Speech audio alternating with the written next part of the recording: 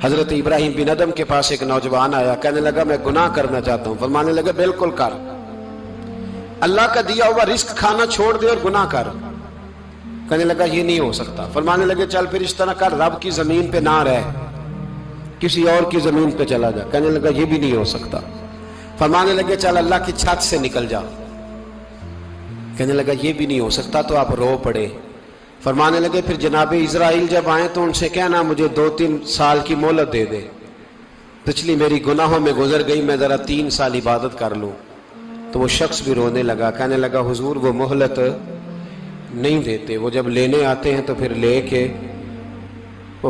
کے اللہ تعالیٰ نے جب انسان بنانا چاہا نا تو جناب جبریل کو کہا مٹی لے کے آ زمین سے۔ حضرت جبریل نے مٹی پہ ہاتھ ڈالا تو باقی کی مٹی رونے لگ گئی، اسے جدا نہ کر۔ تو جناب جبریل چھوڑ کے چلے گئے۔ حضرت میکائیل کو بھیجا مٹی لا، مٹی پہ ہاتھ ڈالا تو باقی کی مٹی رونے لگ گئی، چھوڑ کے چلے گئے۔ جناب اسرائیل کو بھیجا، مٹی پہ ہاتھ ڈالا تو باقی کی رونے لگ گئی، چھوڑ کے نہ جاؤ۔ تو حضرت اسرائیل فرمانے لگے تیرا رونا دیکھوں کہ رب کا حکم دیکھوں۔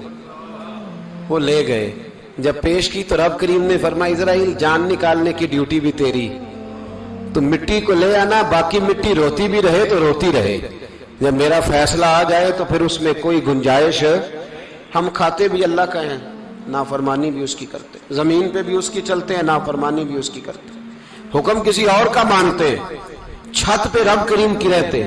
اس طرح نظام نہیں چلتا۔ میرے بھائی یاد رکھ لو، گناہوں کی سزا ملے گی، زندگی تنگ ہو جائے، یہاں بھی آزمائش ہوگی اور وہاں بھی۔ میں ایک میری طرح کا دیندار تھا، جو چہرے کا تو نیک تھا، اندر پتہ نہیں کیا کچھ تھا۔ ایک طوائف گزر رہی تھی، اس نے اس کو تبلیغ کر دی، کہنے لگا بس کر دے، سیانی بن جا۔ تو کسی دانشور نے لکھا ہے اس نے بڑا سخت جواب دیا اس عورت نے، کہنے لگی بابا میں تو جو ہوں وہ نظر بھی آ رہی ہوں، تو بتا جو تو نظر آتا ہے وہ تو ہے کہ نہیں؟ اس بندے نے چیخ ماری اور بے ہوش ہو کے گر پڑا۔ تو لوگوں نے کہا بابا آج کسی صوفی کا کلام سنا ہے جو بے ہوش ہو گیا؟ تو اس نے کہا نہیں، آج طوائف کی بات سنی ہے، طوائف کی۔ اور وہ عجیب بات کر گئی ہے، وہ کہہ گئی ہے میں تو جو ہوں میں نظر آ رہی ہوں، تو بھی تو بتانا، تو بتانا کہ تو دستار امامت پہنتا ہے۔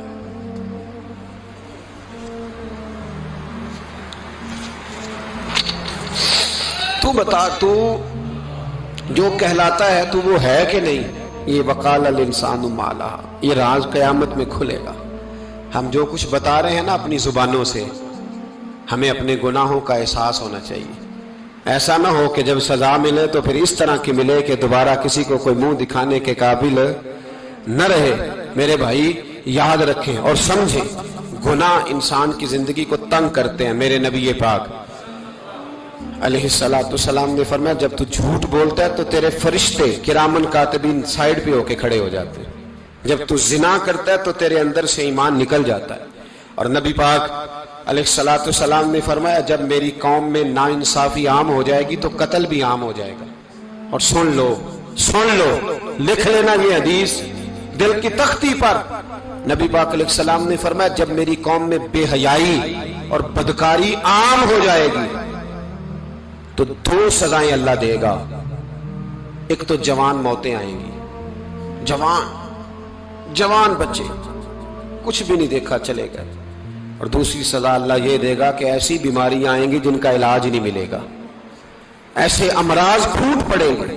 اگرچہ میں آپ کو ایسی تقریر بھی سنا سکتا تھا جس پہ آپ بہت زیادہ محظوظ ہوتے، پر میں نے اس جمعے میں ایسا موضوع چنا ہے جس کا ہمیں خاص ضرورت ہے۔ بھائی دیکھیں تو صحیح، کہیں ایسا تو نہیں کہ ہم ان عیبوں میں مبتلا ہیں۔ میرے نبی کریم علیہ السلام نے فرمایا جب تم نیکی کا حکم دینا اور برائی سے منع کرنا چھوڑ دو گے پھر اللہ تم پر ظالم حکمران مسلط کرے گا۔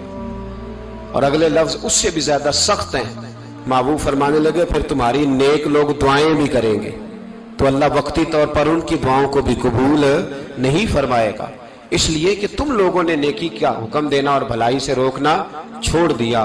عزیزو یاد رکھو جب گناہ عام ہوتے تو پھر حالات بدلتے، اور لوگوں کو سزا ملتی ہے ان کے گناہوں کی، بلکہ یہاں تک لکھا ہے کہ نیت خراب ہو تو سزا شروع ہو جاتی ہے۔ کیا خراب ہو؟ بولیے گا، نیت بھی خراب ہو تو سزا